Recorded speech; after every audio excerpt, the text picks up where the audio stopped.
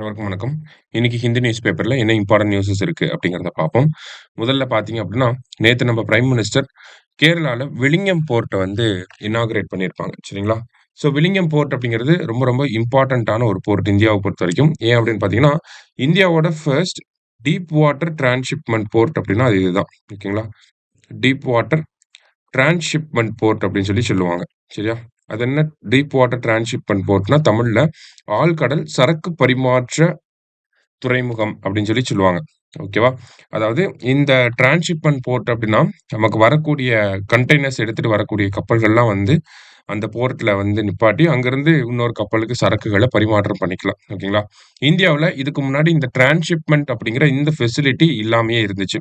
நம்ப கப்பல்கள்லாம் பார்த்தீங்கன்னா, இலங்கையில இருக்கக்கூடிய கொழும்பு துறைமுகம், இல்லாட்டி சிங்கப்பூர்ல இருக்கக்கூடிய துறைமுகம், இல்லாட்டி UAEல இருக்கக்கூடிய ஜபல் அலி துறைமுகம், இந்த மாதிரியான துறைமுகங்கள்ல இருந்து தான் நம்ப அந்த சரக்கு பரிமாற்றம் அப்படிங்கிறத பண்ணிட்டு இருந்தோம்.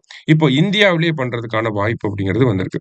ஸோ இந்த போர்ட்ட பொறுத்தவரைக்கும் பார்த்தீங்கன்னா, அதானி அந்த குரூப்ஸும், ஸ்பெஷல் எக்கனாமிக் ஜோன் அப்படிங்கிற அந்த ஸ்பெஷல் எக்கனாமிக் ஜோன் அப்படிங்கிற அந்த அரசாங்க நிறுவனமும் சேர்ந்து தான் இந்த போர்ட்ட வந்து சக்சஸ்ஃபுல்லா பண்ணி முடிச்சிருக்காங்க.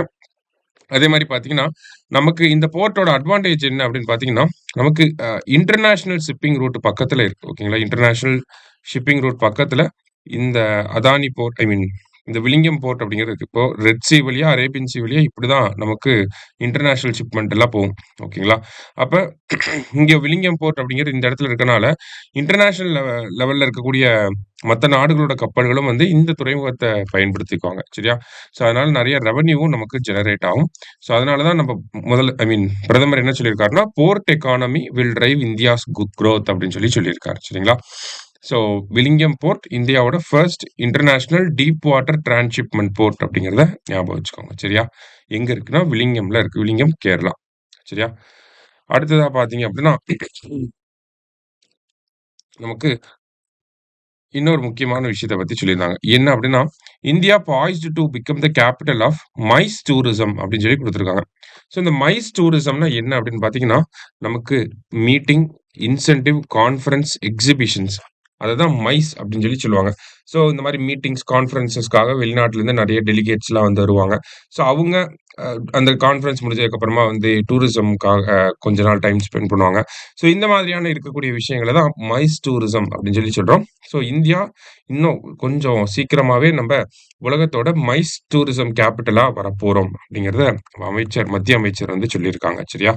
ஜஸ்ட் அத மட்டும் தெரிஞ்சுப்போம். மைஸ் டூரிசமா வரப்போறோம் அப்படின்னு லாஸ்ட்டா பார்த்தீங்க அப்படின்னா, தமிழ்நாடு முதலமைச்சர் வந்து பார்த்தீங்கன்னா, உயிர்ம வேளாண்மை சிறப்பாக செய்யக்கூடிய விவசாயிகளுக்கு அந்த நம்மாழ்வார் விருது வழங்கியிருக்கார். சரிங்களா?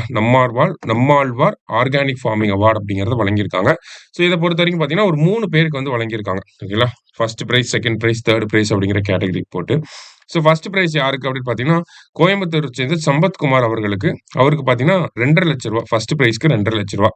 2ண்ட் பிரைஸ் பார்த்தீங்கன்னா, திருப்பூர சேர்ந்த ஜெகதீஷ் அவர்களுக்கு. 2ண்ட் பிரைஸ்க்கு பார்த்தீங்கன்னா, ரூ. 1,50,000 வந்து கேஷ் பிரைஸ் வந்து குடுக்குறாங்க. 3rd பிரைஸ் வந்து பார்த்தீங்கன்னா, நமக்கு நாகப்பட்டினம் மாவட்டத்த சேர்ந்த காளிதாஸ் அவர்களுக்கு. அவருக்கு ரூ. 1,00,000 வந்து கேஷ் பிரைஸ் அப்படிங்கிறத குடுக்குறாங்க. சரியா? இப்ப நம்மாழ்வார் விருது அப்படிங்கிறது ஆர்கானிக் ஃபார்மிங் உயிர்ம வேளாண்மைக்கான விருதாக இருக்கு. 3 பேருக்கு குடுத்துருக்காங்க. ஸோ அதோட கேஷ் பிரைஸ் எவ்வளோ குடுத்துருக்காங்க அப்படிங்கிறதையும் நம்ம தெரிஞ்சுக்கணும். சரிங்களா? ஸோ இன்றைய செய்தித்தாள்ல இருந்த முக்கிய செய்திகள பார்த்திருக்கோம். நன்றி.